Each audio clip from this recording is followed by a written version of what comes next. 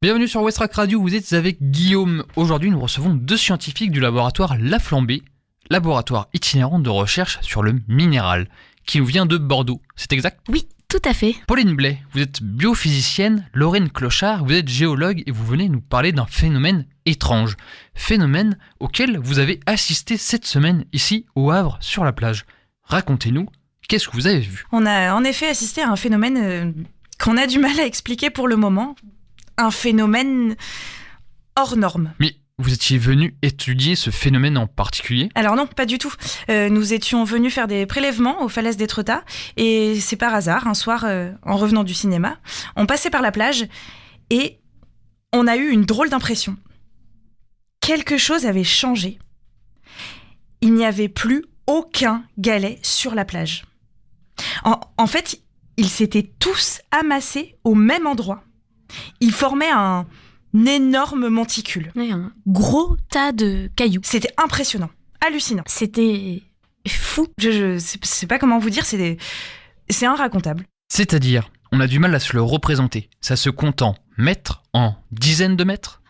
C'est très dur d'estimer la hauteur, mais je dirais une vingtaine de mètres de haut. Oui, si ce n'est plus. En tout cas, beaucoup plus grand que... Vous savez, la sculpture, le LH en béton, là, ça faisait au moins le double. Plus du double. Donc ça, c'était mardi 19 avril, autour de 23h30. Et alors ? J'imagine qu'il y avait d'autres personnes sur la plage qui ont vu aussi ? Eh bien non, justement, personne. On était toutes seules. Ah donc, personne d'autre que vous n'a été témoin de ce phénomène ? Non, personne. Évidemment, notre premier réflexe, ça a été de regarder autour de nous et d'essayer de voir s'il y avait quelqu'un d'autre. Mais la plage était déserte et il était minuit. Mais on a pu faire des photos. Enfin, une photo. Pas de très bonne qualité, malheureusement, mais de nuit, avec le flash en plus, ça donne pas grand-chose.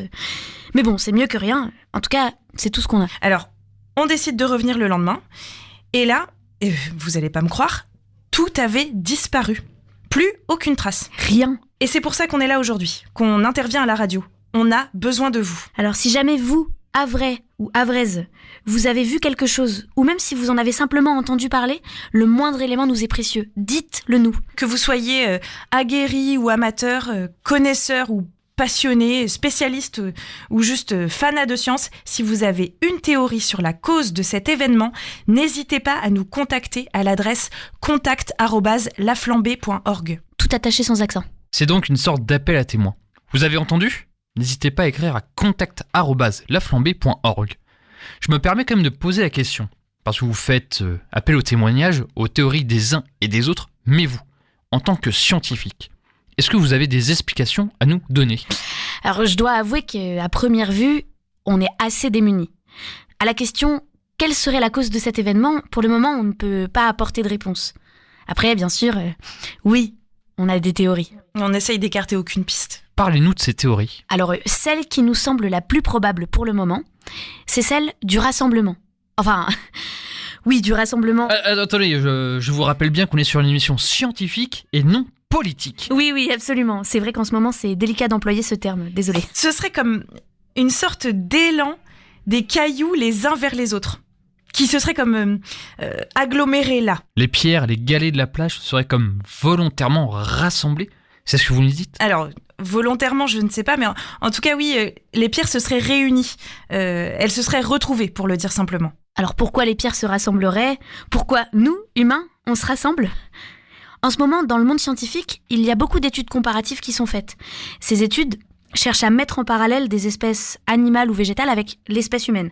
L'objectif étant d'observer comment certaines espèces réagissent aux changements planétaires et quelles leçons on peut en tirer. Quelle stratégie de survie elles mettent en place pour perdurer ? Comment ces constats peuvent nous nourrir, nous, êtres humains ? Et est-ce que certains comportements pourraient être inspirants pour nous ? Est-ce que nous ne pourrions pas mettre en parallèle nos conditions de vie avec celles d'espèces qui cohabitent sur Terre avec nous ? Comment s'adapter ? Est-ce que nous ne pourrions pas prendre exemple sur les oiseaux qui modifient leur rapport au territoire ? Aux mousses qui évoluent à présent dans des milieux très secs et où leurs besoins en eau ont beaucoup diminué ? Et si les pierres étaient elles aussi source d'inspiration ? Pourquoi ne pas s'intéresser aux cailloux comme étant des exemples ? Des modèles ? Pourquoi ne pas appliquer les modes d'évolution qu'on décèle dans ce qui nous entoure ? La planète est en danger, je ne vous l'apprends pas. Et certains comportements, en l'occurrence celles des pierres de la plage du Havre, peuvent être un exemple précieux pour la survie de l'espèce humaine. On aurait assisté au premier élan de solidarité entre cailloux. Ils chercheraient à se protéger, à faire bloc. Ils pratiqueraient le partage, l'entraide. Et si les pierres avaient elles aussi besoin de contact, d'amour, de tendresse, ce serait une belle façon de nous le rappeler. Mais tout ça, vous pouvez nous l'affirmer? Vous pouvez nous dire, oui, les pierres ont besoin de se former en communauté.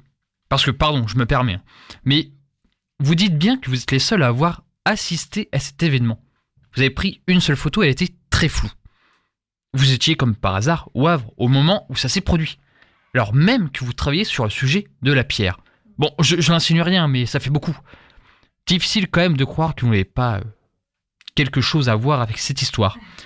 Vous n'avez pas peur qu'on pense au canular quand vous vous défendez de ça? Honnêtement, j'entends votre scepticisme, mais je ne me défends de rien parce que je suis tout aussi étonnée que vous. Je comprendrais tout à fait que les auditeurs et auditrices qui nous écoutent se disent « elle est complètement folle », mais parce qu'en effet, c'est fou. Eh bien, écoutez, ça va rester un grand mystère. Est-ce que vous auriez une dernière chose à ajouter avant la fin de l'émission? Oui. Il y a un élément qu'on a oublié de préciser mais qui a toute son importance. Hier soir, c'était le dernier jour du premier décan de la Lune, Lune qui est en Sagittaire en ce moment et qui subit une forte influence d'Uranus. D'ailleurs, peut-être que les signes d'eau l'auront ressenti. Enfin bref, je vous passe les détails. Ah oui, parce que je ne l'ai pas mentionné, mais je suis astrogéologue. En tout cas, ce qu'il faut en retenir, c'est que les pierres ne suivent pas notre calendrier grégorien, mais celui de l'univers. Et le mieux à faire, c'est d'attendre le moment où la carte du ciel sera la même que celle de ce mardi 19 avril pour que toutes les conditions soient à l'identique. Vous êtes astrogéologue. Oui. Ce que je veux dire par rapport à ça, c'est que la carte du ciel sera la même le 16 février prochain, à 15h30. Je vous laisse noter la date, le 16 février 2023, à 15h30. Donc, rendez-vous le 16 février 2023 à 15h30. Il n'est pas impossible qu'une montagne de galets se dresse sur la plage. Merci Lorraine Clochard. Merci beaucoup. Merci Pauline Blais. Merci. Je vous laisse maintenant. Au revoir.